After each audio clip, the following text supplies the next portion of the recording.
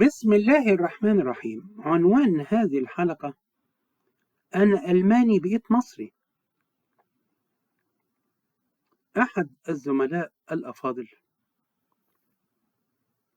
من جامعة طنطا العزيزة، وكان يعمل في قسم اللغة العربية بجامعة الشارقة،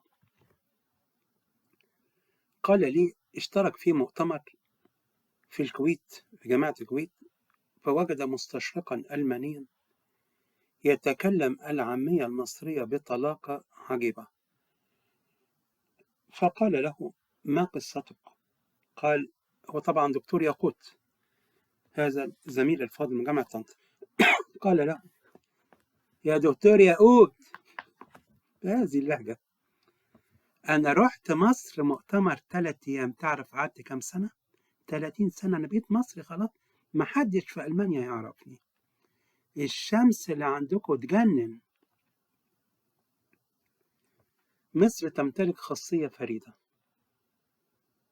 شمس مصر العجيبة في الشتاء،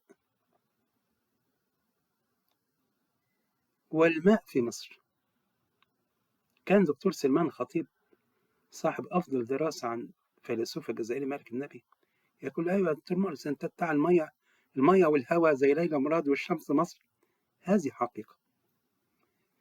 طبعا الشمس لها مذاق بصري خاص. أنا عندما سافرت إلى دمشق وجدت أن الشمس الدمشقية بين قوسين، أن الشمس من خلق الله تعالى لكل البشرية، لها طاقة ضوئية خاصة في دمشق. في مصر الشمس تشعر أنها تقدم لك الحنان، ليست شمسا عادية، فيها إضاءة، فيها دفء، فيها حنان عجيب. لهذا ليس بغريب أن المصريين نظروا إليها نظرة تقديس، ورسموا على الجدران المعابد الشمس وهي تقدم مفتاح الحياة. ففعلا هذا العالم الألماني تمصر، مصر تمصر الجميع.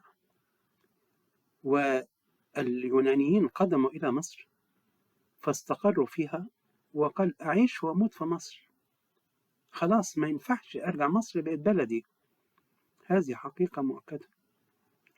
وطبعا شعب طيب، أنا لا أجامل أحدا. حدثت تغيرات لدى المصريين، هذه حقيقة في السنوات الأخيرة، لكن الأصيل أصيل، ويقولون فلان أصيل، فلان متربي شبع على طبلية أبوه، ويقولون الجعان جعان والشبعان شبعان. ففعلا في مصر المصريون شبعوا على طبلية مصر. وطبعا لست في حاجة إلى تأكيد أن الطعام في مصر له مذاق آخر بسبب ماء النيل، هذا النهر المقدس العجيب.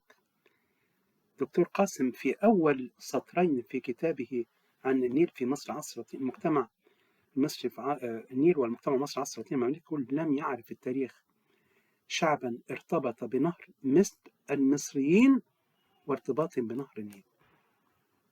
هذه هي لمحة عن مصر العزيزة المقدسة الطيبة النقية النبيلة الخالدة.